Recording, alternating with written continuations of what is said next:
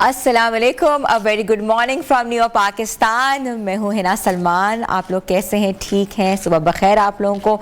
मौसम खुशगवार हो गया है। पूरे मुल्क के बेशतर हिस्सों में जो है हल्की हल्की बारिश भी है, यालाबारी भी है, मगर जहाँ खुशगवार हो गया है वहाँ जो है काफ़ी ख़तरनाक भी साबित होता जा रहा है, क्योंकि ख़तरा है अर्बन फ्लडिंग का, फ्लैश फ्लडिंग का, और ये भी कहा जा रहा है कि लैंड स्लाइडिंग भी हो सकती है। तो एहतियात बरतनी चाहिए और एहतियात के साथ साथ जो है ट्रैवल करना चाहिए। और 6 से 9 अप्रैल 6 से 9 अप्रैल के दरमियान जो है PDMA ने जो है अलर्ट भी जारी कर दिया गया है, और ये भी कहा गया है कि लोग जो है वो एहतियाती तदाबीर के साथ जो है ट्रैवल करें, घरों में महसूर रहें, क्योंकि बहुत से नाखुशगवार वाक़यात भी हुए हैं और देखने में आए हैं। तो ये जो वेदर पैटर्न है पाकिस्तान में जो है वो चेंज हो रहा है, इसके पीछे क्या साइंस है, क्या मुहरकात हैं। और ये भी कहा जा रहा है जिस तरीके से मशरिक़ वुस्ता में जो जंग जारी है, वहाँ जितने आपस में जो है बैलिस्टिक मिसाइल्स का एक्सचेंज हो रहा है, इससे वेदर के ऊपर भी एक बहुत डिफरेंट किस्म का चेंज देखने में आया है। हमेशा से ही अप्रैल का महीना जो है वो समर्स को कहता है कि वेलकम करता था, मगर अब उस तरीके से मौसम गर्मा जो है वो आबोताब के साथ नहीं देखा जा रहा, जहाँ हर दूसरे तीसरे दिन जो है बारिश यालाबारी देखी जा रही है। और ख़ास तौर पे अगर हम कैपिटल की बात करें, इस्लामाबाद की बात करें, वहाँ जो है यालाबारी बहुत ज़्यादा देखने में आई है। और इसके साथ साथ जो है पहाड़ी इलाकों में, शुमाली इलाकों में भी बर्फ़बारी जो है वो हो रही है। तो वैसे तो ये कहा जाता है जो घर में बैठे लोग हैं कि क्या मौसम है, क्या मज़ेदार मौसम है, मगर ये डेली रूटीन में कितना मुतासिर कर रहा है, कम्यूटिंग प्रॉब्लम्स कितने ज़्यादा हो जाते हैं। इसके साथ साथ सिंध के इलाके, कराची में भी देखा कि हर दूसरे तीसरे दिन जो है बारिश हो रही है और निज़ाम ज़िंदगी जो है वो दरहम बरहम हो जाता है। लोगों को बहुत सी मुश्किलात का सामना करना पड़ता है, और जिस तरीके से जो पूरे शहर का जो पैटर्न है, पूरे शहर का जो सिस्टम है, ड्रेनेज सिस्टम है, पूरे जो डिफरेंट तरीक़ों से जो है बार बार सफाई तो की जाती है, मगर कराची जो है वो इतनी ज़्यादा बारिशों का आदी नहीं है। और बलूचिस्तान और आज़ाद कश्मीर में भी बारिशों का सिलसिला जारी है, और मुख्तलिफ हादसात में कई अफराद जो है जान की बाजी भी हार चुके हैं। तो आज हम इस तमाम सूरत हाल पे बात करेंगे कि वेदर पैटर्न्स जो हैं वो किस तरीके से चेंज हो रहे हैं, और ख़ास तौर पे कौन कौन से इलाके जो हैं स्पेशली हिट हो रहे हैं, और कौन कौन से इलाके जो हैं वो हिट हो सकते हैं। और क्लाइमेटिक कंडीशंस जो हैं या सिर्फ पाकिस्तान में चेंज हो रही हैं कि पूरे मशरिक़ वुस्ता में डिफरेंट जगहों पे जो है वो चेंज होती दिखाई दे रही हैं। तो हमें ज्वाइन किया है वेदर एक्सपर्ट हैं, माहिर माहौलियात हैं, ज़ैनब नईम, जिनको मैं वेलकम करती हूँ। अस्सलाम वालेकुम ज़ैनब। जी वालेकुम अस्सलाम। कैसी हैं? जी अल्हम्दुलिल्लाह। कहते हैं कि मुल्क का मौसम तो बहुत अच्छा है, हमारे दिलों का मौसम भी बहुत खुशगवार है, मगर लोगों के लिए जो मौसम है अक्सर लोगों की जिंदगियों को अजीरन कर रहा है। क्या कहेंगी? जी, ये मौसमियाती तब्दीली है, अभी तो हमें बहुत अच्छी लग रही है। अप्रैल के महीने में जो है टेम्परेचर एकदम जो है वो ठंडा हो गया है मौसम, और बारिशें हो रही हैं। कुछ शहरों में तो इसको सेलिब्रेट किया जा रहा है, लेकिन इन द लॉन्ग टर्म अगर हम देखें तो ये खतरे की घंटी भी है। आप देखें सर्दियां उस तरह से सर्दियों में बर्फबारी नहीं हुई, बारिशें नहीं हुई, बादल नहीं बने, शुमाली इलाका जात में बर्फ इसलिए पड़ी ही नहीं, और जो बर्फ पड़ी हुई थी वो तेजी से पिघलना शुरू हो गई कि आपका ग्लॉफ अलर्ट जो है वो जारी हो गया। अभी भी कागान साइड पे और चित्राल साइड पे जहां जहां बारिश हो रही है वहां वहां ग्लेशियर जो है वो तेजी से पिघल रहे हैं। तो ये मौसमियाती तब्दीली की निशानी है। फिर ये जो अभी देर से बारिशों का सिलसिला शुरू हुआ है, ये आपकी जो वेस्टर्न डिस्टर्बेंस होती है ये देर से दाखिल हुई है मुल्क में, और खास तौर पे खलीजी ममालिक साइड से। आप लोगों ने देखा कि पिछले चंद हफ्तों पहले इतना शदीद वहां पे भी तूफान आया, वाटर स्प्राउट्स बने समंदर में। दुबई साइड पे भी ये वही डिस्टर्बेंस है जो पाकिस्तान में दाखिल हुई है, और अभी आज से नया स्पेल दाखिल हो रहा है जो बताया जा रहा है कि मजीद शिद्दत वाला स्पेल होगा। 100 से 150 मिलीमीटर बारिश जो है वो सिर्फ पोटोहाल के इलाके में एक्सपेक्ट की जा रही है। तो ये क्लाइमेट चेंज ने ये जो पूरा सिस्टम है वेस्टर्न डिस्टर्बेंस का, ये चेंज करके रख दी है। अभी अप्रैल के एंड तक या मजीद शायद मई में आप कोई एक आध स्पेल और देखें, पर उसके बाद शदीद गर्मी भी एक्सपेक्ट की जा रही है। और ये तभी तब्दीली आती है जब समंदरों का टेम्परेचर जो है वो बढ़ जाता है, क्योंकि समंदर एक्ट करते हैं कार्बन डाइऑक्साइड के सिंक्स के तौर पे, अपने अंदर जज्ब करते हैं। तो जितनी कार्बन डाइऑक्साइड की मिकदार, ये ग्रीन हाउस गैसें ज्यादा होगी फिजा में, उतने समंदर ज्यादा गर्म होंगे और ये मौसमियाती तब्दीली जो है वो बढ़ती जाएगी। तो ये उसका एक उसकी एक अच्छा मैनिफेस्टेशन है जो हम देख रहे हैं। ज़ैनब, क्लाइमेटिक चेंजेस के हवाले से, ग्लोबल वार्मिंग के हवाले से हम अक्सर सुन रहे थे, काफ़ी सालों से इस पे काम भी हो रहा था, मगर आपको पता है कि ये जो है विंटर रेन्स हैं जो कि पोस्ट विंटर रेन्स हैं, और समर रेन्स जो है अभी तक तो अभी एक्सपेक्ट की जाएंगी आगे जून जुलाई में। तो ये कितना प्रॉब्लमैटिक हो सकता है एग्रीकल्चर के हवाले से, हमारी नॉर्मल ज़िंदगी के हवाले से? अभी मैं कल ही की कोई वीडियो देखी थी सोशल मीडिया पे जिसपे पाकिस्तानी साइड का पंजाब, इंडियन साइड के पंजाब पे इन बारिशों की वजह से जहां जहां यालाबारी हुई है उसकी वजह से खड़ी फसल तबाह हो गई है। इतनी ज्यादा वो बड़े हेलस्टोन्स पड़े हैं कि खड़ी फसल तबाह हो गई है। तो ये आपको पता है हार्वेस्ट का सीजन होता है और आहिस्ता जो फसलें तैयार होती हैं पक्के, तो वो उनके लिए ये बिल्कुल भी फायदेमंद बारिशें नहीं है, ये नुकसान दे रही हैं। और फिर शहरों में भी जो है वो अर्बन फ्लडिंग बहुत ज्यादा हो रही है क्योंकि शायद इस मौसम में पिछले कुछ सालों से हीट वेव्स हम देखते आ रहे थे, तो उस तरह से हम लोगों की अपनी तैयारी भी नहीं थी कि ऐसी बारिशों से कैसे निपटना है। और ये हमारा भी कहीं ना कहीं कसूर है क्योंकि अभी आप ही बता रही है कि हमें कब से वार्निंग्स मिल रही थी, साइंसदान वार्न कर रहे हैं दुनिया में कि ये क्लाइमेट चेंज एक ऐसा थ्रेट है जिसको किसी बॉर्डर का नहीं पता, जिसके लिए कोई हथियार नहीं है, अनलेस एंड अनटिल कि आप कोई एक्शन ऑन ग्राउंड लें तो उस पे कोई काम नहीं हो रहा। तो अभी तो इस साल आप मानसून स्पेल नहीं देखेंगे, ये भी एक क्लाइमेट, क्योंकि वेस्टर्न डिस्टर्बेंस देर से आई है, मानसून स्पेल्स की बजाय आप मानसून बर्स्ट देखेंगे, जैसे अचानक काली घटाए और एकदम तेज बारिश हो जाए, कहीं क्लाउड बर्स्ट हो जाए, कहीं शदीद यालाबारी हो जाए, वो बर्स्ट से अर्बन फ्लडिंग मजीद एक्सपेक्ट की जा रही है। तो ये सारा क्लाइमेट चेंज का साइकिल है जिससे Pakistan top of the list मुतासर हो रही है और पूरा साउथ एशिया का खित्ता इससे मुतासर हो रहा है। अच्छा, ये भी मुझे बताइएगा कि फ्लैश फ्लडिंग, अर्बन फ्लडिंग और उसके बाद लैंड स्लाइडिंग में क्या फर्क है? देखिए, हमेशा याद रखिए कि बारिश तो अब बारिशों का तगय्युर होता ही रहेगा और बारिशों की शिद्दत में भी इजाफा होगा, इसी को हम इरेटिक मानसून पैटर्न कहते हैं। लेकिन फ्लडिंग की सिचुएशन शहरों में तब पैदा होती है जब आपके शहर की ड्रेनेज जो है इस काबिल नहीं होती कि उस बारिश को अपने अंदर समा सके, या शहर में जब नरम मिट्टी या बफर जोन्स या ग्रीन जोन्स मौजूद नहीं होते या कम होते हैं, तो ये बारिश का पानी सरफेस पे बहुत ज्यादा आता है और अर्बन फ्लडिंग की सिचुएशन होती है। फिर अगर आपके नेचुरल जो दरिया नदियां हैं उसमें सारा जो वेस्ट है वो डंप किया जा रहा है, रेस्टोरेंट्स का, होटल्स का, कंस्ट्रक्शन का, प्लास्टिक का, तो वो चोक हो जाती हैं। फिर हाउसिंग सोसाइटीज जो कि दरियाओं को इंक्रोच करके बनाई जाती हैं, उनके और दरिया के गुजरने का रास्ता नहीं छोड़ा जाता, तो वहां अर्बन फ्लडिंग के मसाइल होते हैं।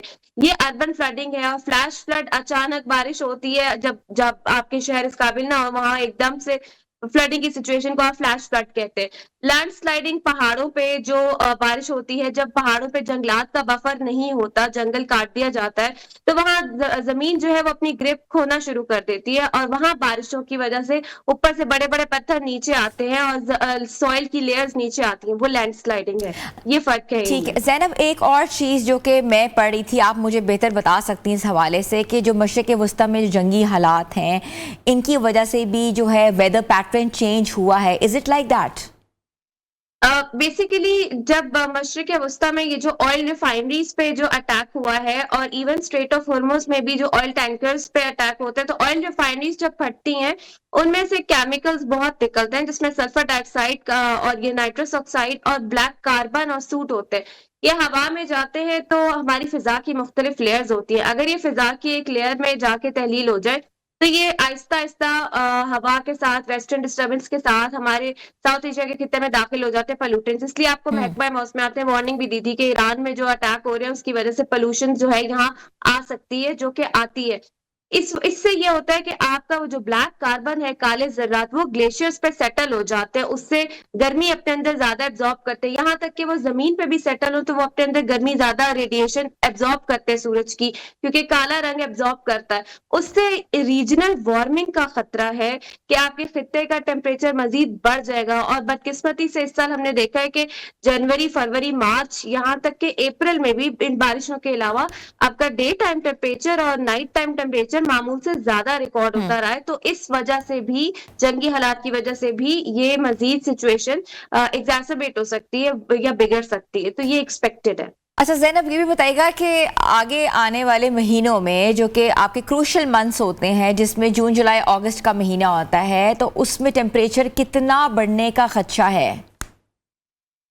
जैसा मैंने पहले बताया कि समंदरों का टेम्परेचर बढ़ रहा है, तो साउथ एशिया के खित्ते में जो मानसून का स्पेल या जून जुलाई में जो वेदर पैटर्न होता है, यहाँ तक कि कहत साली भी वो पैसिफिक ओशन से डिटरमिन हो रही होती है। वहां पे ऑसिलेशंस होती हैं जिससे ये डिटरमिन करता है कि पैसिफिक ओशन ज्यादा बादल इधर भेजेगा, लानीना कहते हैं उसको, या बादलों के बजाय गर्म हवाएं भेजेगा, और कहत साली उसको एलनीनो कहते हैं। तो साइंसदान ये प्रिडिक्ट कर रहे हैं कि मई के बाद से जून जुलाई अगस्त यहाँ तक के सितंबर तक 30 से 60% चांस है कि एल नीनो की सिचुएशन डेवलप हो जाए।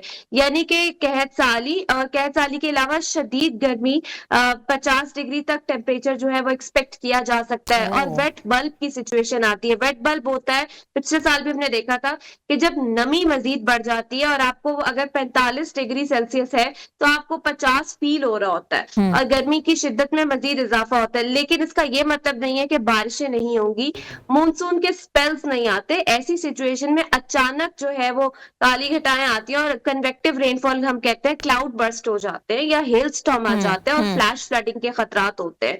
तो ये एक्सपेक्टेड है। लेकिन क्योंकि क्लाइमेट चेंज ये इतना अजीब सी सिचुएशन है कि ये हफ्तों पहले भी सिचुएशन बदल सकती है। तो हो सकता है कि मई जून में सिचुएशन चेंज हो जाए, पर अभी तक की प्रिडिक्शन ये है। पिछले साल हमने देखा कि प्री मानसून और पोस्ट मानसून ने तबाही मचा दी। ठीक है, बहुत से मैदानी इलाके मुतासर हुए, पहाड़ी इलाके मुतासर हुए। केपीके का मेन इलाके जो हैं, आपको पता है जो सिचुएशन वहाँ थी। इस साल जो है क्या करना चाहिए, क्योंकि प्री मानसून और पोस्ट मानसून जो है वो कुछ ही महीने में हम देखेंगे। देखिए, बहुत ज्यादा जरूरी है। अब क्लाइमेट चेंज हमें पता है कि ग्लोबल एक फिनोमेना एग्जिस्ट करता है, लेकिन ऑन ग्राउंड हम उसको कैसे टैकल करते हैं वो हम पे डिपेंड करता है। फ्लड कितना बड़ा आएगा वो हमारी कारकर्दगी पर डिपेंड करता है। अगर हमने जंगलात ही नहीं छोड़े, देखिए अभी भी शहरों में रोड बननी फैलानी होती है या बढ़ानी होती है तो पुराने दरख्त काट दिए जाते हैं। फिर हम शहरों में जंगलात लगाते भी हैं तो पाम के दरख्त लगाना शुरू कर देते हैं।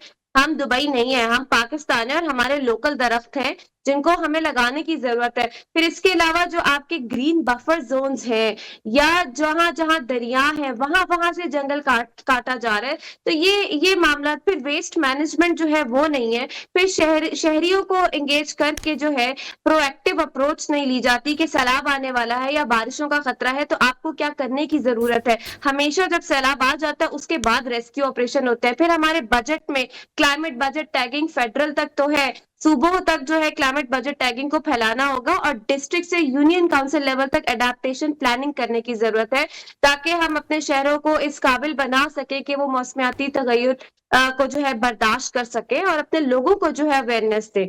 बहुत ज्यादा जरूरी है कि इस पे वॉर फुटिंग पे जो है हम काम करें। बिल्कुल आप सही फरमा रही हैं। अच्छा ज़ैनब, अगर पाकिस्तान में ये अगर हालात जो है काबू नहीं होते या जो चीज़ें हैं वो बहुत ज़्यादा वेग हो जाती हैं, तो क्या पाकिस्तान में क्लाइमेट इमरजेंसी दी जा सकती है? देखिए, मुझे लगता है क्लाइमेट इमरजेंसी जब आप वेदर मॉडल्स देख रहे होते हैं, जैसे ये 6 से 9 अप्रैल का हमें पता है कि एक स्पेल आना है जैसे इतनी बारिश एक्सपेक्टेड है, तो हम उसके अकॉर्डिंग जो है ना प्रोएक्टिवली या पहले से तैयारी करके रखें, बजाय इसके कि हम इंतजार करें किस शहर में सैलाब आएगा और हम वहां काम करें। इसी तरह से वेदर मॉडल्स या साइंसदान की जो प्रिडिक्शंस होती हैं, जो वो बता रहे होते हैं, उस पे कान धरने की जरूरत है हमारे डिपार्टमेंट्स को। और वो देखें कि टूरिस्ट जो है वो इन इलाकों में ना जाए जहां पे लैंडस्लाइडिंग के खदशात है, अर्बन फ्लडिंग के खदशात है, उधर पहले सेंसिटाइजेशन करें। फिर जो आपके डिपार्टमेंट्स हैं जो अंडर रिसोर्स है, जहां रिसोर्स कम है, लोग कम है, जिनकी टेक्निकल कैपेसिटी नहीं है, उनको टेक्निकली अवेयर करें, कैपेसिटी बिल्ड करें, बजट को उस तरफ लेकर जाएं कि लोग पहले से तैयारी करके रखें। देखिए, हमेशा दरियाओं को सिर्फ साफ कर देना काफी नहीं होता। Thank you so much Zainab Naeem, it was pleasure talking to you. माहिर माहौलियात हमें आगाह करी हैं जो पाकिस्तान की सिचुएशन है, करंट सिनेरियो है वेदर के हवाले से। और ये भी कहा जा सकता है अगर इस बार जो है प्रॉपर तरीके से इस चीज़ को सदेबाब ना किया गया या प्लानिंग ना की तो ये वर्स से वर्स कंडीशंस हो सकती हैं। छोटी सी ब्रेक पे जा रहे हैं, आप लोग हमारे साथ रहें।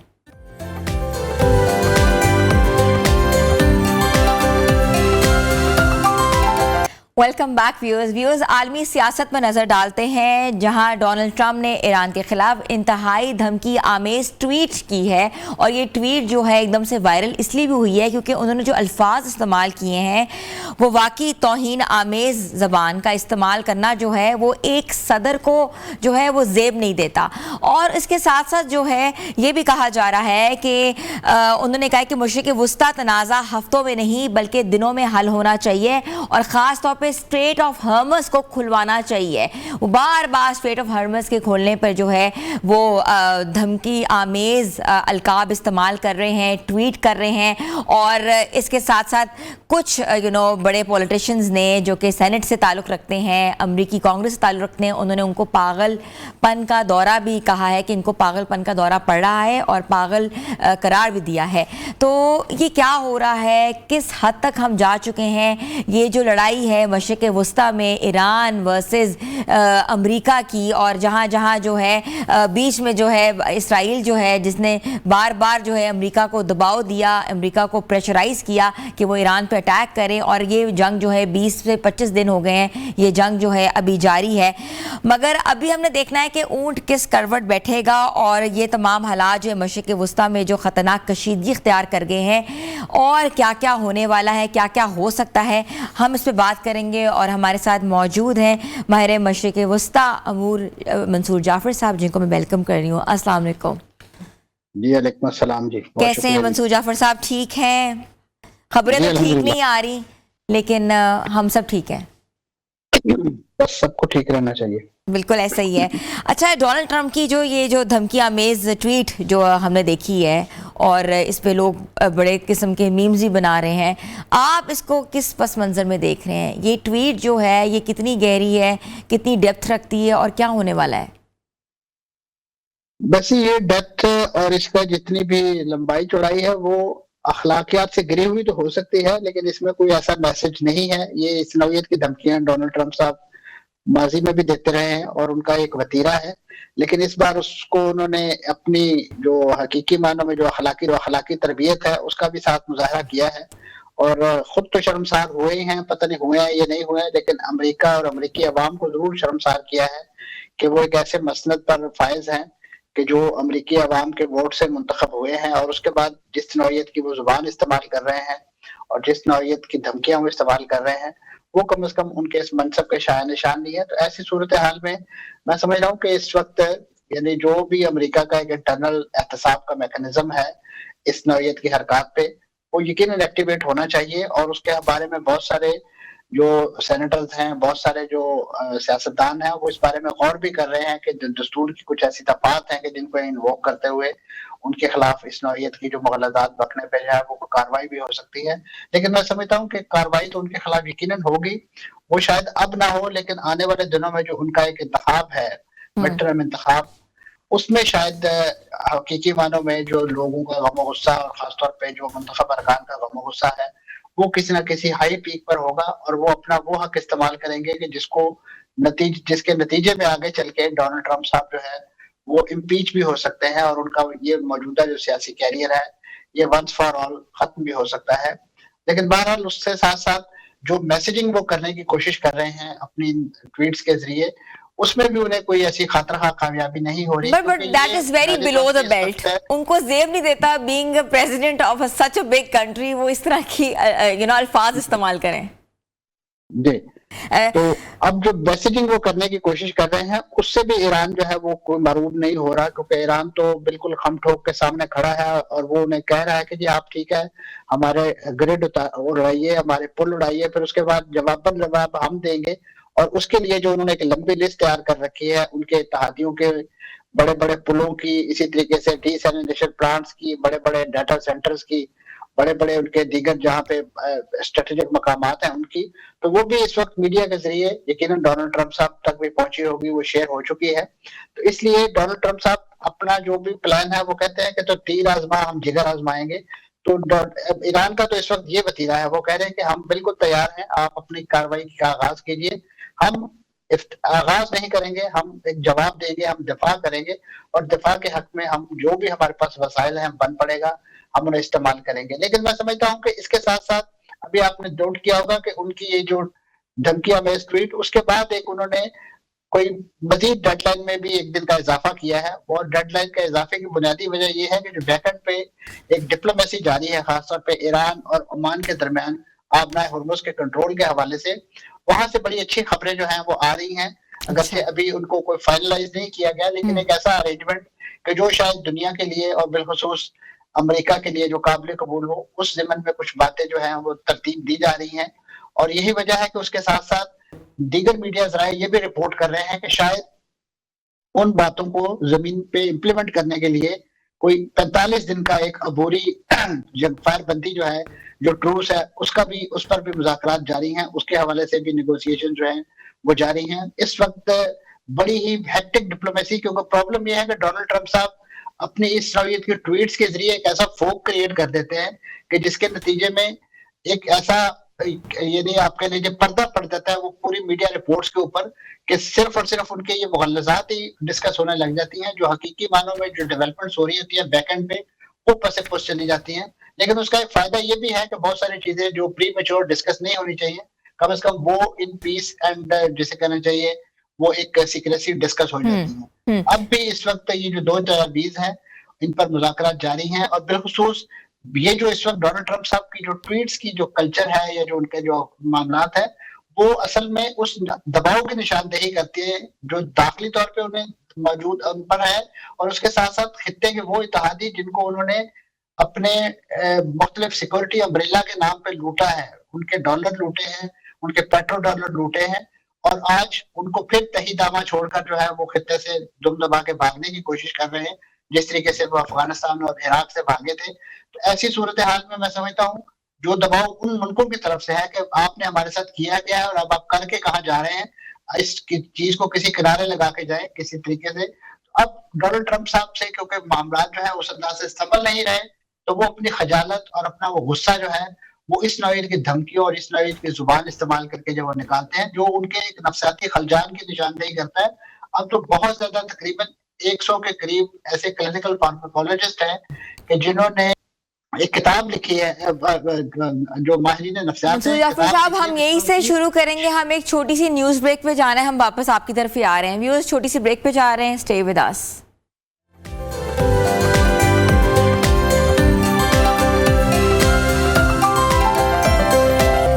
Welcome back viewers. मशरिक़ वस्ता में होने वाली जंग, अमरीकी वर्सेस ईरान की जो जंग के हवाले से हम बात कर रहे थे, और हमारे साथ मौजूद हैं मंसूर जाफर साहब। मंसूर जाफर साहब, आप बिल्कुल बता रहे थे स्ट्रेट ऑफ हॉर्मज़ को जिस तरीके से जो है एक मुआहदा हो रहा है, एक डिप्लोमेटिक रिलेशंस के ज़रिए जो है ओमान से के साथ जो है कोई ना कोई निगोशिएशंस हो रही है, वो निगोशिएशंस या डिप्लोमेटिक स्ट्रैटेजी क्या हो सकती है? क्या वाकई 48 घंटों में स्ट्रेट ऑफ हॉर्मज़ खुल जाएगा? स्टेट ऑफ हॉर्मज़ खोलने के हवाले से जो स्टेट ऑफ हॉर्मज़ इस वक्त भी खुला है, उसमें कोई ऐसी किसी की माइनिंग या इसमें रुकावट नहीं है। ये बुनियादी तौर पे एक जंग का खौफ है, खासतौर पे मुख्तलिफ मुल्कों की हिदायत और मुख्तलिफ इंश्योरेंस कंपनियों के कॉल्स हैं कि जिसके नतीजे में वहां से ट्रैफिक मूव नहीं हो रही। अब इराक के लिए उन्होंने ये आबना हॉर्मज़ खोल रखी है। उन्होंने कहा कि जी उनके जहाज कल गुजरे हैं। इसी तरीके से दीगर जो दोस्त ममालिक हैं उनको भी अपनी आइडेंटिटी प्रूव करके वहां से गुजरने की इजाजत है। पाकिस्तान के मुतअद्दिद जहाज वहां से गुजरे हैं, तो लिहाजा उस चीज में ट्रैफिक का उस वजह से, और खुद ईरान की अपनी जितनी इस वक्त तेल की तरसील है वो उसी रास्ते से होती है और वो उसी अंदाज से इस्तेमाल कर रहे हैं। मसला सिर्फ और सिर्फ जो इस वक्त इसराइल के हामी या इसी तरीके से जो अमेरिका के परचमबरदार जहाज हैं उन पर ये पाबंदियां हैं और उनको वहां से गुजरने की इजाजत नहीं है। और इसको सिर्फ और सिर्फ एक नई गोल पोस्ट के तौर पे डोनाल्ड ट्रंप साहब ने इस मरहले पे इसलिए तख्लीक कर लिया है, हालांकि उनके जो बुनियादी अज़ाइम थे जंग के हवाले से जो ऐलानात थे उसमें आबना हॉर्मज़ का जिक्र नहीं था। आबना हॉर्मज़ असल में उनकी इस जंग के नतीजे में एक गोल पोस्ट के तौर पे सामने आई है। अदरवाइज आबना हॉर्मज़ ओपन थी और चल रही थी। आपके इल्म में है कि इससे पहले जो जून में जंग मुसल्लत की गई ईरान पर अमेरिका और इसराइल ने, उस वक्त भी आबना हॉर्मज़ खुली थी। लेकिन इस वक्त जो एक्टिविटी ईरान पर इसराइल और अमेरिका ने मिलकर की है और जो नुकसान और गजन पहुंचाया है, यकीनन उस वक्त ईरान के पास जो भी ऐसे सिक्योरिटी चोक पॉइंट्स थे कि जिनको इस्तेमाल करके वो एक अपना जंग के अंदर दबाव बढ़ा सकता था, उसने अपना वो हक इस्तेमाल किया और अपने टेरिटोरियल वाटर्स के अंदर अपनी जो एक वाटरवे है उसको बंद किया है। तो ये तो एक बात का एक्टिविटी है, लेकिन अब मैं समझता हूँ कि डोनाल्ड ट्रंप साहब की इस पूरी जंग का मरकज और महवर यही आबना हुर्मुज बन गई है। उनके वो तमाम मुतालबात न्यूक्स वाले भी सारे के सारे धरे के धरे रह गए हैं। इसी तरीके से जो दीगर उनके मुतालबात थे बैलिस्टिक मिसाइल्स के हवाले से, उनको वो भूल चुके हैं, क्योंकि अब उन्हें अंदाजा है कि बैलिस्टिक मिसाइल जिस हद तक ईरान बना चुका है या ईरान के पास ये सलाहियत है, उसे रातों रात खत्म नहीं किया जा सकता। और इसी तरीके से जो खित्ते में मुख्तलिफ उनके इत्तेहादी हैं, चाहे वो यमन में अंसारुल्लाह यानी हुसियों की शक्ल में हो, लबनान में हिजबुल्ला हो, वो आज भी एक्टिव है और उनको भी रातों रात बलियामेट नहीं किया जा सकता। हालांकि इसराइल ने जो है लबनानी हिजबुल्ला पे बड़ा कारी वार किया था, बिल्कुल उसी तरीके से जैसे हमास पर किया गया, और हुसियों पर भी उनके अटैक जारी हैं। लेकिन क्योंकि ये एक दिन में तो ये सारी चीजें नरिश नहीं हो जाती, और अगर इनको आपने किसी तरीके से कंट्रोल भी करना है तो ये एक दिन में नहीं हो सकती। तो उसके लिए जो मैकेनिज्म है उसमें यकीन नहीं रखते हैं डोनाल्ड ट्रंप साहब। वो सिर्फ और सिर्फ हाथों हथेली पे सरसों जमाने के आदी हैं, और इसी तरीके से वो तमाम बातें जो है वो धौंस, धमकी और धांधली के नतीजे में करने के चाहते हैं। वो कम से कम ईरान के साथ, जिस मुल्क के साथ उनका पाला पड़ा है, वो अपनी तारीख, अपनी सकाफत और अपनी तहजीब के हवाले से इस कल्चर का आदी नहीं है। वो उन्हें इक्वल फुटिंग पे ये सारी बातें जो है वो करवाएगा, और अपने मुतालबात और अपने जो कॉल्स हैं वो खुद शॉर्ट करेगा, और इस वक्त वो कर रहा है। यही वजह है कि इस वक्त अमेरिका की चीखें जो है आसमान तक जा रही है। मंसूर जाफर साहब, ईरान को तबाह करने की भी जो बातें हैं वो गर्दिश कर रही हैं, और उनके न्यूक्लियर तंसीबात के ऊपर भी जो है हमला करने के ऊपर कहा जा रहा है। अगर ये हमला होता है तो कौन कौन से मुल्क जो है यहाँ अफेक्ट हो सकते हैं? देखिए, उन्होंने तो ऑलरेडी उनके जो मुख्तलिफ न्यूक्लियर इंस्टॉलेशंस हैं, अस्फहान के अंदर है, नातांज में है, इसी तरीके से बूशहर के अंदर जो अभी उन्होंने रिसेंटली अटैक किया है, वहां पे तो तकरीबन 150 के करीब रूसी साइंसदान भी मौजूद थे जिनको वहां से निकाल लिया गया है। और ऐसे इतलात जो बैन अवी जो तवानाई एजेंसियां हैं, खासतौर पे जो एटॉमिक एजेंसी है, उनके जो साबिक़ा सदर जो है अल-बरादई इराक के, उन्होंने भी ये खदशा जाहिर किया था कि अगर वहां से ताबकारी का अखराज हो गया तो ऐसी सूरत में सिर्फ और सिर्फ ईरान नहीं, पूरे का पूरा खित्ता, क्योंकि आप इससे तकरीबन 200-250 किलोमीटर का तो पूरा रेडियस है इस पूरे इलाके का, तो ये सारे का सारा इलाका जो है खलीज पूरा है मुतासर हो जाएगा। और खासतौर पे अगर खलीज का पानी जिसे वो डिसैलिनेट करके इस्तेमाल करते हैं वो खराब हो गया, वो खराब, तो ऐसी सूरत में तबाही और बर्बादी जो है इस पूरे खित्ते का मुकद्दर होगी। तो इस वजह से अमेरिका को अपना जो भी रद्दमल है, जिस नौयत की भी कार्रवाइयां हैं, वो बड़ी फूंक फूंक कर करना होगी, क्योंकि ये सिर्फ और सिर्फ ताकत का बेमहाबा इस्तेमाल जो है वो ईरान को नुकसान नहीं पहुंचाएगा, खित्ते में उनके जो इत्तेहादी हैं उनको भी तबाही और बर्बादी से दुचार कर देगा। आज जिस जजीरे को वो ताराज करने की बातें करते हैं, और वहां से अगर कुछ तेल रिसेगा या जाएगा समुद्र के अंदर, तो वो समुद्र सारा कॉमन हेरिटेज है, उसको यूएई भी इस्तेमाल करता है, उसको दीगर ममालिक में, तो उसमें जो इस वक्त माहौलियाती मसाइल पैदा होंगे उसको तो बरसों आप ठीक नहीं कर सकते। तो मेरा ख्याल है कि जो इस वक्त सैनिटी को प्रिवेल करने वाले इदारे हैं अमेरिका के अंदर, जो ऐसे उनके क्वार्टर्स हैं, वो यकीनन उन्हें इस बात से आगाह भी कर रहे होंगे।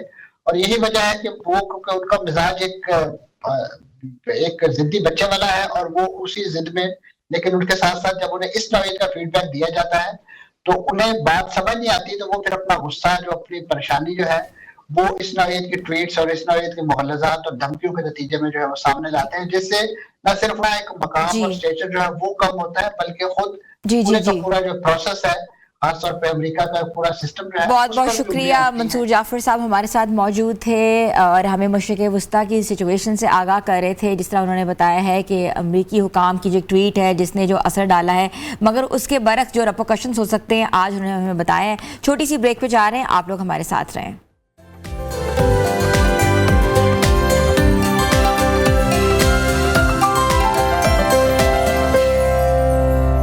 Welcome back viewers. कल लाहौर में एक अफसोसनाक वाक़या पेश आया जिसका जिक्र करना बहुत ज़रूरी है। चिल्ड्रन हॉस्पिटल की पार्किंग में एक गाड़ी से जो है 4 रोज़ पुरानी लाश बरामद हुई है, जिसकी शिनाख्त डॉक्टर अहमद लतीफ़ के नाम से की गई है।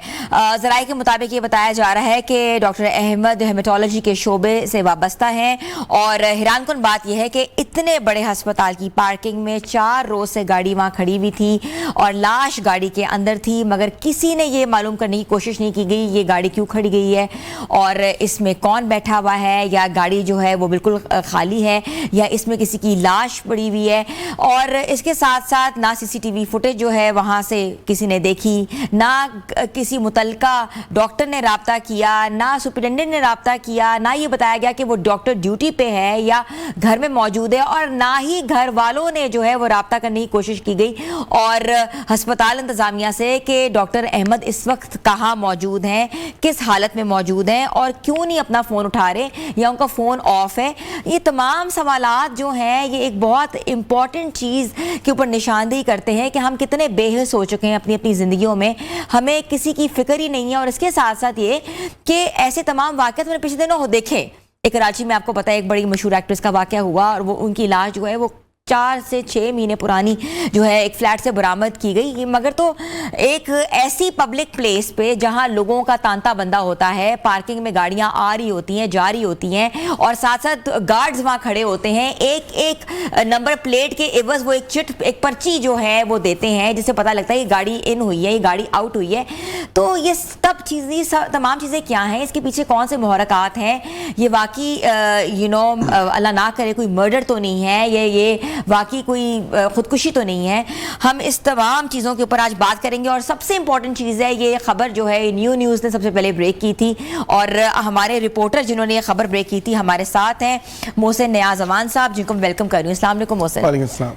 मोहसिन, ये जब खबर आपको मिली तो फर्स्ट हैंड इंफॉर्मेशन जो होती है वो क्या थी, क्या आपको खबर मौसूल हुई? देखिए, रिपोर्टर के लिए खबर मिलना और वो भी एक्सक्लूसिव बड़ी बात होती है, लेकिन कुछ खबरें ऐसी होती हैं जिनके मिलने पे अफसोस होता है।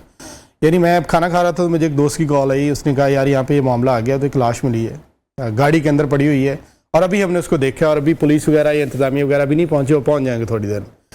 तो मैंने खाना छोड़ दिया वहीं पर, तो मैंने उसको प्रोब करना शुरू किया और इन्फॉर्मेशन इकट्ठी करनी शुरू की। पहले मैंने उसको सेकंड जो सोर्स है उससे उसकी तस्दीक की कि ये वाकई ऐसा है, क्योंकि आपको ऐसी जो खबर है उसको तस्दीक करनी चाहिए। बिल्कुल। अच्छा, मैंने उसको क्रॉस चेक किया, वो वैसे ही था। फिर मैं तीसरे बंदे से चेक किया, तब भी वैसे ही था। ये बड़ा अफसोसनाक वाकया है। ये डॉक्टर साहब जो थे, डॉक्टर अहमद लतीफ़, ये हेमाटोलॉजी के अंदर डिपार्टमेंट के अंदर काम करते और बहुत कम गो थे, बहुत नाइस इंसान थे। जितने लोग इनके साथ काम करते हैं वो यही बताते हैं कि बहुत कम बोलते। सिर्फ वो लोग होते हैं ना कुछ अपने काम से काम रखने वाले, किसी की ज़िंदगी में टांग नहीं अड़ानी, कुछ नहीं करना, बस अपने आप को सिक्योर थोड़ा सा महदूद फोकस होते हैं। बिल्कुल, ये ऐसे इंसान थे। और 4 रोज से ये इनकी गाड़ी के अंदर लाश पड़ी हुई है और ये डॉक्टर पार्किंग है, यहाँ पर गार्ड्स मौजूद होते हैं।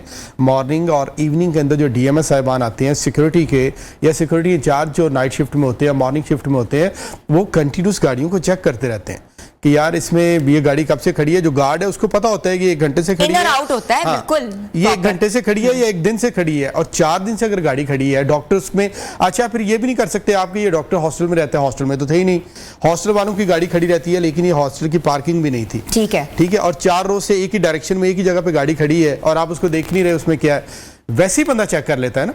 अच्छा, उसको चेक नहीं किया गया। अब जब चौथे रोज इसका पता चला है तो जो बॉडी है वो तकरीबन नाकाबिले शनाख्त हो। जो अपने तस्वीरें अगर चला रहे हैं स्क्रीन के ऊपर, तो ये जो पूरे का पूरा हेड है ये बिल्कुल ब्लैक हो गया, ये एक साइड ब्लैक हो गई, सारी डिकम्पोज हो गई और शीशे बंद थे, अंदर हवा तो जा नहीं रही थी। जो जूस का गिलास है वो वैसे के वैसे पड़ा हुआ है, 7 सिगरेट वैसे के वैसे पड़े हुए हैं। डॉक्टर्स की गाड़ियों में ड्रग्स वैसे अद्वियात मुख्तलिफ किस्म की पड़ी होती हैं, वो भी पड़ी हुई हैं। अभी ये नहीं हम कह सकते कि उन्होंने सुसाइड किया है, कोई ड्रग्स लिए हैं, कुछ किया है, ये तो आज रिपोर्ट आएगी उसमें पता चल जाएगा। लेकिन ये बहुत अफसोसनाक है, इसमें इंतजामिया की भी गैर जिम्मेदारी है। जिस वार्ड के अंदर वो रोजाना काम पे जाते थे, 4 रोज तक किसी ने नहीं पूछा डॉक्टर साहब कहाँ। और सबसे बड़ी बात जो आपने शुरू में की कि हम बेहिस हो गए हैं, फैमिली ने, किसी ने नहीं देखा। यहाँ पर 1 घंटे के लिए मोबाइल बंद हो तो वक्त पड़ जाता है कि भाईजान बंदा किधर है, उसका मोबाइल क्यों ऑफ है। लोगों को ये तक पता होता है कि इसकी चार्जिंग कितनी थी और कब खत्म होनी थी, ड्यूटी टाइमिंग्स है, अभी तक घर क्यों नहीं पहुंचे। डेफिनेटली 4 रोज तक किसी ने देखा ही नहीं। और अगर देखें सिक्योरिटी गार्ड्स ने नहीं देखा, वहां पे ड्यूटी वालों ने नहीं देखा, तो फैमिली आके देखती कि भाई हमारा बंदा किधर है, बताएं उसकी गाड़ी यहाँ पर है, या किसी से राब्ता करते। डॉक्टर से मेरी जितने लोगों से बात हुई है उनसे भी किसी ने बात करने की, पूछने की कोशिश नहीं की। तो ये मुझे बताइएगा कि अस्पताल की इंतजामिया क्या कहती है, क्या उनका मौकफ है? अस्पताल इंतजामिया की तो जारी बात है, हर किसी की कोशिश ये होती है कि खबर ब्रेक ना हो, बाहर निकले ही ना मामला। उन्होंने पूरी कोशिश की कि ये ना हो, लेकिन अब उसके ऊपर एक तहकीकाती कमेटी कायम की गई है जो इसको देख रही है मामले को। उसमें अस्पताल के डॉक्टर शामिल हैं। कल फॉरेंसिक टीमें जब पहुंची हैं तो उसके बाद वो अपना काम कर रही हैं। फैमिली के लोग भी वहाँ पर, तब उनको बुलाया गया, कल आए थे। लेकिन अब जो आज रिपोर्ट आएगी उसमें पता चलेगा। उसके बेसिक यही इंक्वायरी की जा रही है कि ये वजह क्या बनी है। ये क्योंकि डॉक्टर्स हैं तो वो तो पता चल जाएगा उनको कि ये उन्होंने कोई ड्रग्स ली हैं, खुदकुशी। अच्छा, आपने जब ये मामला प्रोब किया है, obviously you have collected a lot of evidences, क्या लगता है आपको? कोई डिप्रेशन थी उनको, एंजाइटी थी, कोई किसी प्रेशर से गुजर रहे थे, वर्कफोर्स प्रेशर था, क्या था? अच्छा, इसमें दो चीज़ें हैं। वर्क फोर्स प्रेशर जो है वो आजकल वैसे डॉक्टर्स कम्युनिटी के ऊपर बहुत ज़्यादा है। हम सारा दिन डॉक्टर्स को बुरा भला तो कहते हैं, लेकिन ये है कि उनके जो पहले वाली आइडियल सिचुएशन थी ना, अब डॉक्टर्स की नहीं है। यानी कभी ये आइडियल प्रोफेशन था, अब नहीं है। अब ये एक तरह से डरावना ख्वाब बनता जा रहा है। जो नए लोग आ रहे हैं उनको यही पता नहीं चलता कि MBBS करने के बाद, इतनी डिग्रियां लेने के बाद, ये इवन आपने FCPS भी कर लिया है तो आपको 25-30-50 हज़ार रुपये कहीं पर नौकरी मिलेगी कि नहीं मिलेगी। और अगर मिलेगी तो आपको अगले दिन कह दिया जाएगा आप काम पर ना आए, आपको मअतल कर देंगे, आप कुछ भी करेंगे, जॉब सिक्योरिटी नहीं है। और डॉक्टर्स जो हैं, अब फैमिली को ये तवक्कुआत होती है कि बंदा डॉक्टर बन गया, डिग्री मिल गई, अब हॉस्पिटल में चला गया, अब तो हमारी मौजें हैं। लेकिन वहां पे जाकर उसे पता चलता है कि अब तो नया मैदान लग गया, अब तो नया इम्तिहान शुरू हुआ है, अब तो मैं लोकम के ऊपर हूं, मैं दिहाड़ी पे काम करना है, मैंने कॉन्ट्रैक्ट पे आना है, मुझे कब निकाल देंगे कोई पता नहीं है, कब नई पॉलिसी आ जाएगी। तो पहली पॉलिसी में रखा गया तो वो सारे के सारा डॉक्टर्स कम्युनिटी पूरी की पूरी एक शदीद ज़हनी दबाव के अंदर मौजूद है। मसाइल अपनी जगह पर हैं, उनकी तरफ से जो मसाइल हैं, मरीजों को जो शिकायत है वो भी अपनी जगह ठीक है। लेकिन ये हकीकत है कि इस वक्त डॉक्टर कम्युनिटी बहुत ज़्यादा स्ट्रेस के अंदर है, बहुत ज़्यादा ज़हनी दबाव के अंदर है। कोई आइडियल सिचुएशन उनके लिए काम करने वाली इस वक्त नहीं है अस्पतालों के अंदर, चाहे प्राइमरी सेकेंडरी में हो, चाहे स्पेशलाइज के अंदर हो। लेकिन जो मेरी बात हुई है मुख्तलिफ डॉक्टर्स के साथ, वो ये बताते हैं कि ये रावलपिंडी मेडिकल कॉलेज से, पहले तो मैं ऐड कर दूँ, डॉक्टर अहमद लतीफ़ जो है वहाँ से इन्होंने ग्रेजुएट थे और उसके बाद ये कुछ 4 साल से ज़ायद का अरसा हो गया यहाँ पर चिल्ड्रन अस्पताल में थे। लेकिन उस दौरान बहुत कम लोगों के साथ उनकी दोस्ती हुई, बहुत कम लोगों के साथ घुले मिले। जैसे हमने पहले बात की, में कौन है हाँ, इस वक्त?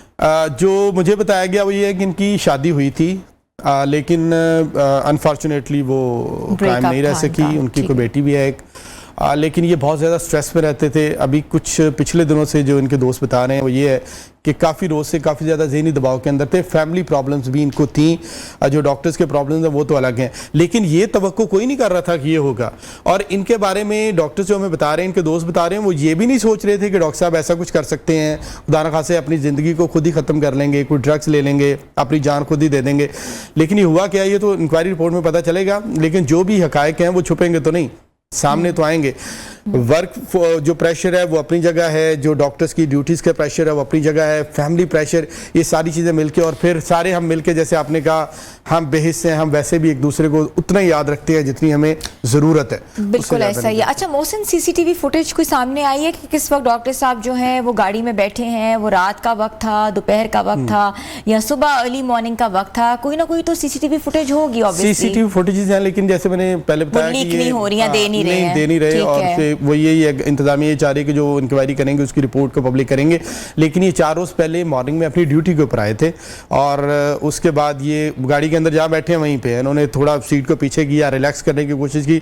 अमूमन ये होता है ना, जब बंदा परेशान होता है तो कोशिश करता है खुद को रिलैक्स करे, मैं निकलता हूँ थोड़ा ईजी होकर फिर जाता हूँ, काम करता हूँ। तो उस दौरान ही कुछ ऐसा हुआ है कि उसके बाद ये उठे नहीं है। अच्छा, ये भी न्यूज़ आ रही है कुछ जराए के मुताबिक, अकॉर्डिंग टू सम सोर्सेज, कि इनको कार्डियक अरेस्ट भी हो सकता है। आपको लगता है? हाँ, ये पॉसिबिलिटी है, लेकिन जिस तरह आपने अगर तस्वीरें देखी हैं, बॉडी जिस तरह से डीकम्पोज हो रही है, ये बहुत हैरानकुन है कि जिस्म जिस तरह से फूल गया, हाथों को अगर आप देखें, शर्ट तकरीबन फटने वाली हो गई है, पैंट फटने वाली हो गई है। और सबसे ज़्यादा हैरानकुन ये चीज़ है कि ये जो सर है जिस तरह से उसको, ये तो डॉक्टर्स बताएंगे इसकी क्या वजह हो सकती है, लेकिन ये कुछ ऐसा हुआ है, भयानक हुआ है। कार्डियक अरेस्ट भी अगर है तो वो कोई छोटा मोटा नहीं होगा, नॉर्मल नहीं होगा, कोई हैवी चीज़ है जिसकी वजह से इतना ज़्यादा। गाड़ी के अंदर हवा तो नहीं जा रही थी, ऐसा कोई सिस्टम तो नहीं था, लेकिन फिर भी इतना ज़्यादा लाश का, बॉडी का इस तरह से हो जाना, ये बड़ा हैरानकुन है। और इसके ऊपर ये शॉकिंग है, हमारे लिए तो था ही था, इनके दोस्तों के लिए, पूरे अस्पताल इंतजामिया के लिए जाहिर बात कोई तवक्को नहीं कर रहा था कि ऐसा होगा, लेकिन अनफॉर्चुनेट है, वेरी अनफॉर्चुनेट है। इसके ऊपर तवज्जो देने की ज़रूरत है, डॉक्टर्स कम्युनिटी के मसाइल के ऊपर भी तवज्जो देने की ज़रूरत है, हमारे फैमिली मसाइल जो है उनके ऊपर, और ख़ास तौर पर हमें ये देखने की ज़रूरत है कि हम मतलब के वक्त या उसके अलावा भी हमें देखना चाहिए कि कौन बंदा जिंदा है, मर गया है, कहाँ पर है। 4 रोज़ तक हमने देखा ही नहीं, उनके दोस्तों ने, फैमिली ने, उनके वार्ड्स के अंदर जो लोग थे उन्होंने, आप देखें ना यहाँ पर हम भी काम करते हैं, एक रोज कोई ना आए तो शाम को कोई ना कोई फोन करके पूछ रहा था कि भाई आप आज कहाँ थे, क्यों नहीं है। 4 रोज तक ये बेहिसी का लेवल माशरे के अंदर मजमूई तौर पर आ गया है, ये बहुत ज्यादा अलार्मिंग है, इसको हमें देखने की जरूरत है। फैक्ट फाइंडिंग कमेटी जो है वो अपना काम कर रही है। Thank you so much Mohsin Niaz Awan साहब हमारे साथ मौजूद थे। इंसिडेंट नहीं होना चाहिए, इतनी यंग डेथ हुई है और अभी उसके शवाहिद जो हैं वो इकट्ठे किए जा रहे हैं, पता ही लगेगा ये डेथ के पीछे क्या प्रॉब्लम्स थी, क्या मुहरकात थे। मगर बहुत अफसोसनाक खबर है उन तमाम लोगों के लिए, अल्लाह ताला उनको उनकी मग़फ़िरत फरमाए। छोटी सी ब्रेक पे जा रहे हैं, आप लोग हमारे साथ रहें।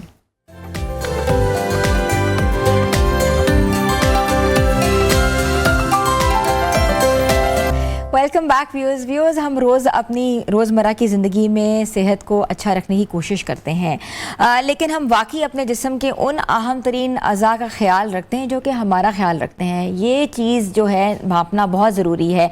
हम अपने ऑर्गन्स को देख रहे हैं, उनकी डिटॉक्स के ऊपर तवज्जो दे रहे हैं।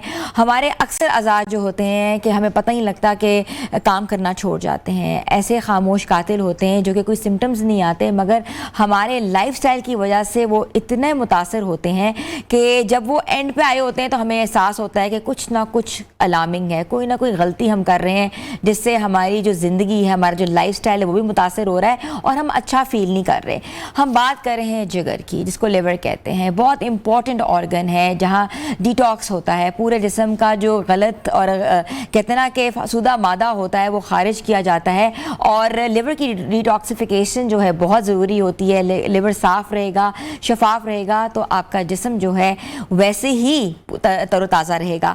आज हम लिवर के हवाले से बात करेंगे, फैटी लिवर और डिफरेंट लिवर के रिलेटेड डिजीज़ जो हैं वो कितनी ज़्यादा बढ़ चुकी हैं, हमारा लाइफस्टाइल कितना बेहतर हो रहा है या कितना ख़राब होता जा रहा है, और ख़ास तौर पे हम जो चीज़ खाते हैं उसका कितना असर पड़ता है हमारे जिस्म पे।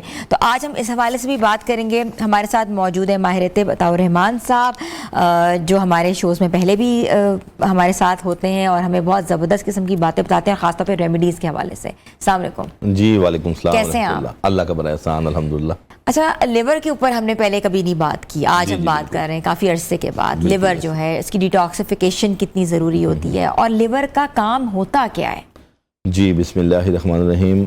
जिगर हमारा एक बहुत कीमती ऑर्गन है और पहले वक्तों में जब हकीम लोग नब्ज़ देख के 2 बीमारियों को ज़्यादा फोकस करते थे कि आपका मैदा ख़राब है या आपका जिगर ख़राब है, तो बहुत से लोग परेशान होते थे कि यार हकीमों को सिवाय मैदे जिगर के दूसरी बात ही नहीं आती। लेकिन अब जदीद मेडिकल साइंस ये बात प्रूव कर चुकी है कि एक लीवर इंसानी जिस्म में जो मौजूद है वो आपकी बॉडी में 500 से ज़्यादा फंक्शन प्रमोट कर रहा है, 500 से ज्यादा फंक्शन प्रमोट कर रहा है। अच्छा, जिगर से सारे फंक्शंस होते हैं। एब्सोल्युटली, ठीक है। ये एक केमिकल मशीन है जो हमारी बॉडी की पूरी बॉडी को इसने चलाया हुआ है। मिसाल के तौर पे हमारी बॉडी में खून की सफाई का अमल भी जिगर करता है, ठीक है, जिसको हम डिटॉक्सिफिकेशन कहते हैं, टॉक्सिन को डिटॉक्सिफाई करना। हमारी बॉडी में जब खून गाढ़ा होता है उसको पतला करने का सलाहियत भी जिगर के पास है। अगर जिगर के फेल में सुस्ती आती है तो खून गाढ़ा होना शुरू होता है, ट्राइग्लिसराइड बढ़ना होते हैं, हमारा लिपिड लेवल बढ़ जाता है। इसी तरह हमारी बॉडी में जब शुगर यानी जितने बॉडी के हार्मोन्स हैं उनका अदम तवाज़ुन का भी मेन वजह आपका लीवर है कि जब आपके लीवर का फेल सुस्त होता है या आपके जिगर में खराबी आती है तो आपके हार्मोनल डिसबैलेंस होते हैं, चाहे वो पिट्यूटरी ग्लैंड हो, चाहे वो आपके ये थायराइड हो या इवन के प्रोस्टेट तक में भी कई लोग लिंक करते हैं कि बुनियादी तौर पे या आपको शुगर है। अच्छा, कि अगर आपको शुगर भी हुई है तो वो जो मेटाबॉलिक सिंड्रोम टाइप 2 शुगर है उसका मेन वजह जिगर की खराबी है। अच्छा। और मैं आपको एक चीज ये बताता चलूं कि समझ लें जिनका जिगर फैटी होना शुरू हो गया है वो अपने आप को शुगर का मरीज समझना शुरू करते हैं। अच्छा, फैटी लिवर्स वाले जो हैं वो शुगर, वो अपने आप को शुगर का मरीज डेफिनेटली बेसिकली इब्तिदा हो चुकी है ना। जब आपका जिगर फैटी हो गया, ग्रेड 2 से तजावुज कर गया या ग्रेड 2 में चला गया तो आप शुगर के पेशेंट होंगे। आप अपना शुगर का फिर टेस्ट ना करवाएं, फिर आप अपना शुगर की एहतियात करें, शुगर का इलाज करें। इसी तरह हमारी बॉडी के अंदर प्रोथेबुलिन टाइम को कंट्रोल करता है, जिसमें क्लॉट बनने वाला अमल है, वो भी जिगर की खराबी से होता है। फिर आपकी बॉडी में जो कुछ ऐसे वायरसेस बैक्टीरियाज हैं जिसके हवाले से जो कुव्वत मुदाफ़ियाती निज़ाम एक पैदा होता है, वो जिगर के जरिए होता है। फिर आपकी ऑटो इम्यून डिजीज़ इस दौर में कितनी खतरनाक बीमारियां, ऑटो इम्यून डिजीज, उसकी भी पैदा होने की मेन वजह जिगर की खराबी है। तो ये तो एक पूरी लिस्ट है। हमारा पूरा प्रोग्राम क्या, कई प्रोग्राम। अच्छा, ऑटो इम्यून डिजीज भी, ऑटो इम्यून डिजीज जिसमें डिफरेंट सिंड्रोम्स आते हैं, जिसमें डिफरेंट सिंड्रोम आती हैं, जिसमें आपके MND भी उसमें आप आ जाता है, जिसमें आपका जो एमोनिया लेवल बॉडी में बढ़ता है, जिसमें मल्टीपल स्क्लेरोसिस आते हैं, जिसमें आपके जॉइंट्स के इश्यूज आ जाते हैं, आर्थराइटिस या गैंठिया आपका आ जाता है। ये जितनी बीमारियां हैं ये ऑटो इम्यून डिजीज। अच्छा, अगर फैटी लिवर हो जाए फॉर इंस्टेंस, तो क्या खुराक अपनानी चाहिए? ये भी कहा जाता है कि गोश्त खाना छोड़ देना चाहिए। बिल्कुल, ये आज आपने बड़ा हकीमाना सवाल किया है। हमारे यहाँ लोगों को जब फैटी लिवर होता है तो सबसे पहले गोश्त के पीछे पड़ जाते हैं कि गोश्त छोड़ दें, चिकनाई छोड़ दें। देखिए, आज ये बात ज़ेहनशीन अवाम नास को कर लेनी चाहिए इस प्रोग्राम के तवज्जुह से कि जिगर फैटी होने की मेन वजह आपकी बॉडी में जो मीठा है उसकी वजह से, और आपके जो ये जिसको हम कहते हैं जिसमें आपका मीठे मशरूबात जिसमें आते हैं, नहीं ज्यादा जो है ना, मीठे की वजह से, और कार्बोहाइड्रेट, बेकरी वाले सारी आइटम्स, उसमें बहुत सी, मतलब आप गंदम खा रहे हैं, आप चावल खा रहे हैं, उसमें कार्ब्स हैं। ठीक है। तो ये आपका जिगर, देखें जिगर फैट की क्या वजह है। जब आपकी बॉडी के अंदर एक अल्लाह ने निज़ाम बनाया कि शुगर ज्यादा होना शुरू हो जाएगी, आप मीठा ले रहे हैं। हमारे यहाँ किसी से सवाल करें कि आप मीठा बहुत लेते हो, कहते मैं तो मीठा खाता नहीं है।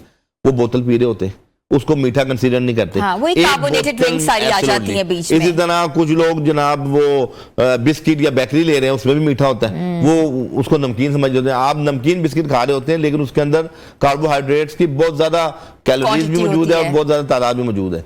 मैं ये कहता हूं कि जिन लोगों का फैटी लीवर है वो अपनी लाइफ में से चीनी को और कार्बोहाइड्रेट्स को कम कर दें। लिटरली आप यकीन करें, अल्लाह ने जिगर के अंदर ये सलाहियत दी होती है कि बगैर दवाई के वो अपना डिटॉक्स खुद भी कर सकता है। आपने बहुत यहाँ बड़ी फायदेमंद बात की। मुझे बताएगा, अक्सर लोग डिटॉक्स वाटर बहुत पीते हैं। वो कहते हैं हम डिटॉक्स वाटर इसलिए पीते हैं क्योंकि इससे जिगर जो है वो डिटॉक्स होता है। क्या ऐसी बात है?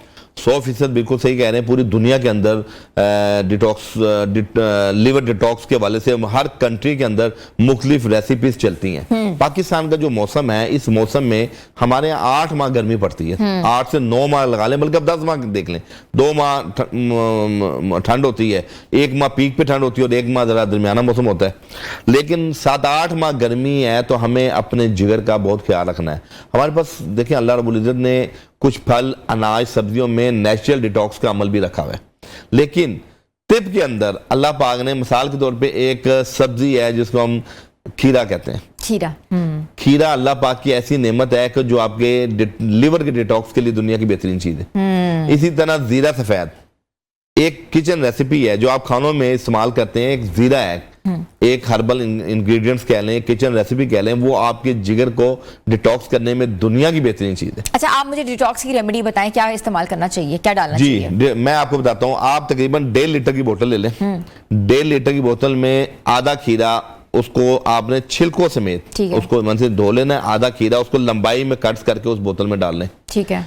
और 1 टेबल स्पून उसमें आपने वो डाल लेना जीरा सफेद, और तकरीबन लेमन का आपने छिलका उतार के, लेमन का छिलका उतार के 1 लीमू के 4 छोटे छोटे पीस करके वो भी आपने उस 1.5 लीटर की बोतल में डाल देना है। ठीक है। और बिल्कुल थोड़ा सा एक हमारी दवाई होती है जिसको हम कहते हैं नौशादर, ठीक है, साल्ट टाइप होता है, ठीक है, वो 1 चुटकी आपने उसमें डाल लेनी। ठीक है, ठीक है जी।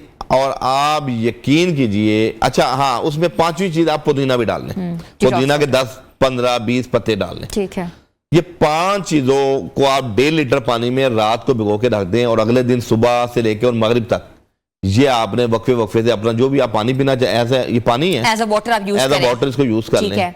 आप यकीन कीजिए, जिन लोगों को बहुत ज्यादा हार्ट फ्लैशेस होते हैं, जिनके हाथ पांव जलते हैं, जिनको उन बाहर से आते हैं, सन स्ट्रोक का खतरा होता है, ये जो लोग हमारे वो बहन भाई जिनका सेल्स का काम है, जो बाहर गर्मी में फिरते हैं, उनके लिए दुनिया की बहुत बड़ी नेमत है। ठीक है। और ये ऐसा जबरदस्त लिवर डिटॉक्स है कि जो लोग करेंगे वो इंशाल्लाह आपको कमेंट्स के अंदर आपका शुक्रिया अदा करेंगे। अच्छा हकीम साहब ये बताइएगा कि जिगर की सेहत को बरकरार रखने के लिए कौन सी रेमेडी है हमारे पास? जिगर की सेहत को बरकरार रखने के लिए सबसे अहम चीज ये है कि हमें अपनी डाइट के ऊपर कंट्रोल करना है। मिसाल के तौर पे लैक ऑफ एक्सरसाइज, जब हमारा लाइफस्टाइल सेडेंटरी होता है ना तो जिगर के अंदर मसाइल पैदा होने शुरू होते हैं। मिसाल के तौर पे आपने जो भी खाया है उसको, उन कैलोरीज को आप बर्न नहीं कर रहे, वहीं खाया वहीं बैठे और वहीं सो गए, तो वो भी एक फैटी लीवर की वजह है। इसी तरह रात को अगर आप, अल्लाह पाक ने 11 बजे से 4 बजे तक ऐसा कीमती वक्त होता है जिसमें डीप स्लीप की जरूरत होती है। जब वो डीप स्लीप आपको नहीं मिलता तो पूरा मेटाबॉलिज्म आपका डिस्टर्ब होता है और आपका लीवर फैटी की तरफ जाता है, एक निज़ाम डिस्टर्ब हो जाता है, तो उस सूरत में भी मसाइल बनते हैं। आपने जो कि एक सोल्यूशन लिया है, तो सोल्यूशन में आपकी एक्सरसाइज, आपको जरूरी नहीं है कि आपने बाहर जिम जाना है या आपने 1 घंटा अपने पार्क में जाके भागना है। आप 10 मिनट 5 मिनट की अपने घर के बाहर बेशक वॉक कर लें, फ्लेक्सिबल आप 10 मिनट की वॉक कर लें और साथ अपनी बॉडी को वार्म अप हम यहीं से स्टार्ट करेंगे। हमें छोटी सी ब्रेक लेनी है, ब्रेक के बाद हम वापस आ रहे हैं। प्लीज स्टे विद अस।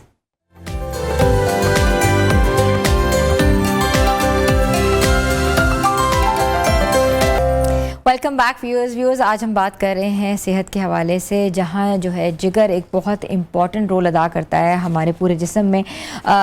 माहिर तिब जो हैं अताउर रहमान साहब हमारे साथ मौजूद हैं जो कि हमारी रहनुमाई फरमा रहे थे। अच्छा, हम बात कर रहे थे फैटी लिवर के हवाले से। जो लोग मोटापे का शिकार होते हैं उनका लिवर भी फैटी होता है?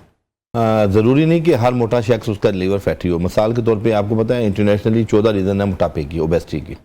एक मोटापा होता है जो मरूसी होता है, जिसको हम जेनेटिकली कहते हैं, उसके अंदर कोलेस्ट्रॉल भी ठीक होता है, तमाम अंदर की जो वैल्यूज़ हैं सही वर्क कर रहे होते हैं, लिवर फैटी भी नहीं होता।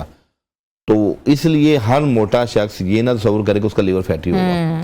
ये हम नब्ज देख के या क्लिनिकल रिपोर्ट्स पैथोलॉजी के जरिए जज कर सकते हैं। लेकिन ये बात बावर करवाना बहुत ज़रूरी है कि अगर ख़वातीन के अंदर उनकी जो वेस्ट है 35 से तजावुज़ कर जाए और मर्दों के अंदर उनकी वेस्ट 40 जो वेस्ट है तजावुज़ कर जाए, तो वहां पे इमरजेंसी नाफिज कर देनी चाहिए। अच्छा, वो फैटी लिवर है? एब्सोल्युटली। 35 से ऊपर हर खातून जो है फीमेल वो फैटी लिवर का शिकार है। और मर्द हजरात 40 से ऊपर जिनकी वेस्ट है वो फैटी है।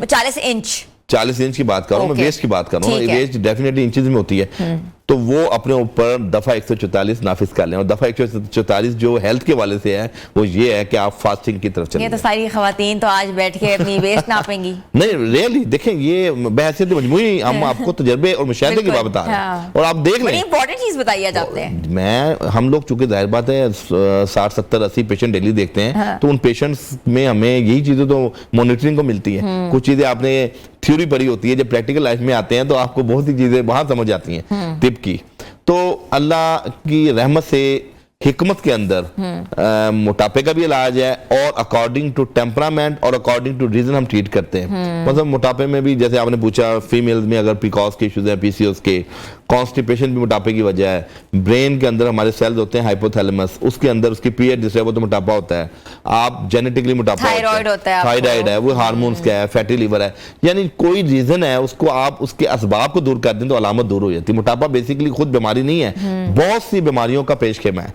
तो हमने जब उसकी रीजन को रेक्टिफाई करना है तो डेफिनेटली आप स्लिम एंड स्मार्ट नजर आएंगे। और मैं समझता हूं कि इस दौर के अंदर हमें इस टाइम अपनी सेहत का हर सूरत में ख्याल रखना है और अपनी तमाम जो हम डाइट ले रहे हैं उसकी कैलोरीज को बर्न करने के लिए भी अपना एक लाइफस्टाइल, एक स्केड्यूल बनाना है। तो इंशाल्लाह। अच्छा, अक्सर ओवर द काउंटर्स ऐसे शरबत मिल रहे होते हैं जो कि कहते हैं कि जिगर को ठंडा करते हैं। जी जी, वो शरबत लेना जो है वो सही है?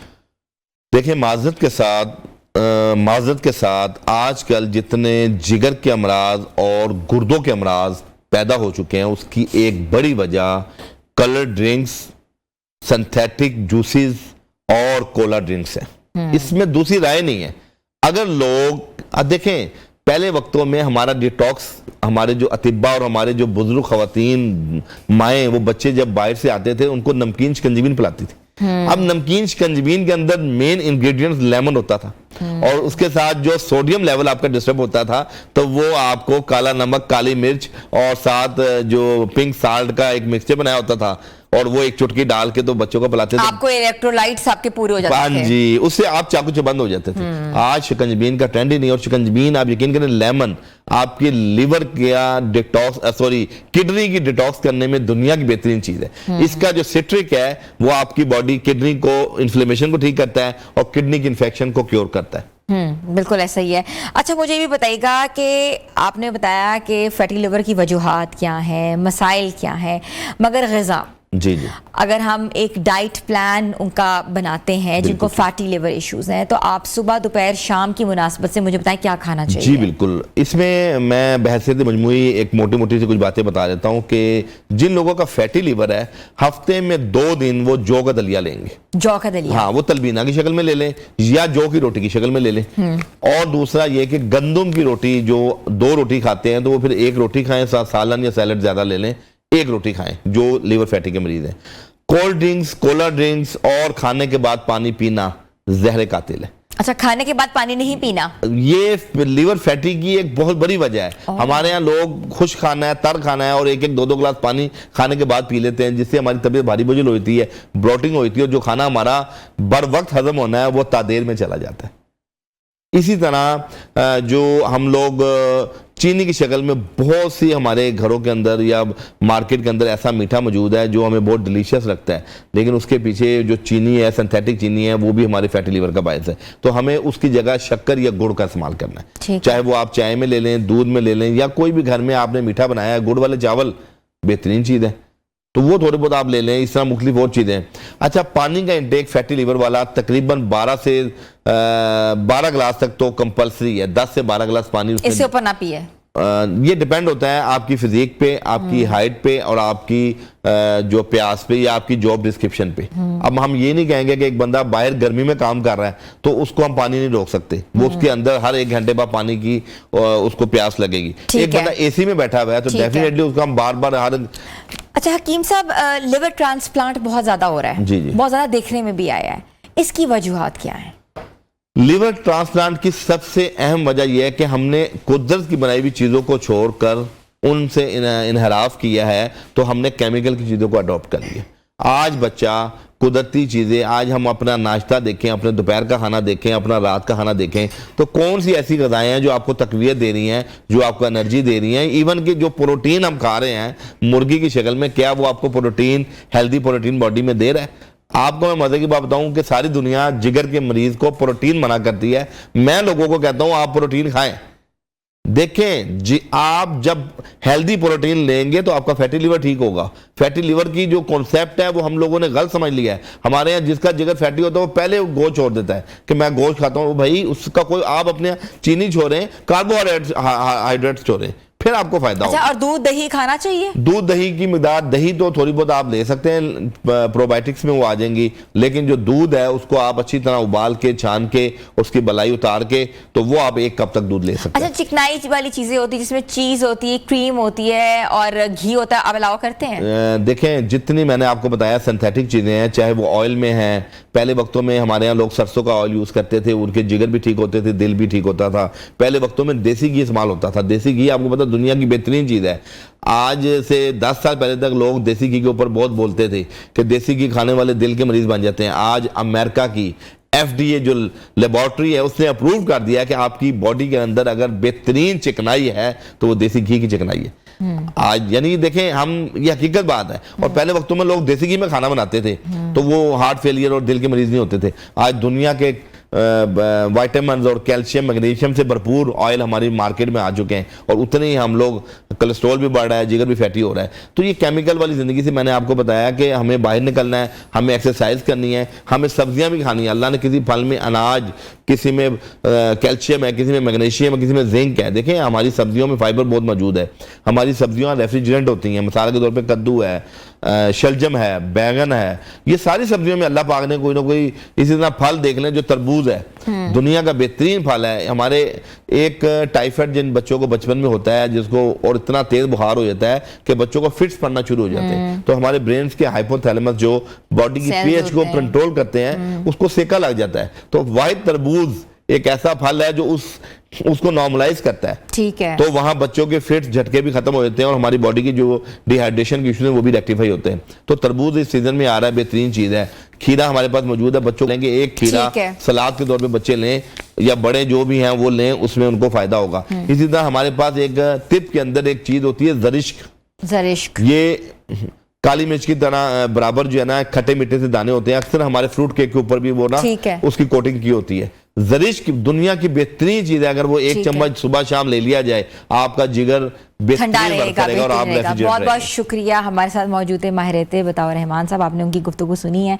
तो व्यूअर्स, आज का प्रोग्राम कैसा लगा अपना फीडबैक जरूर दीजिएगा। हमारे सोशल पेजेस पे जाके जो है आप हमारी वीडियोस देख सकते हैं, लाइक भी करें और शेयर भी करें ज़्यादा से ज़्यादा। अपनी होस्ट हिना सलमान को इजाज़त दें, मिलेंगे कल, तब तक के लिए अल्लाह हाफ़िज़।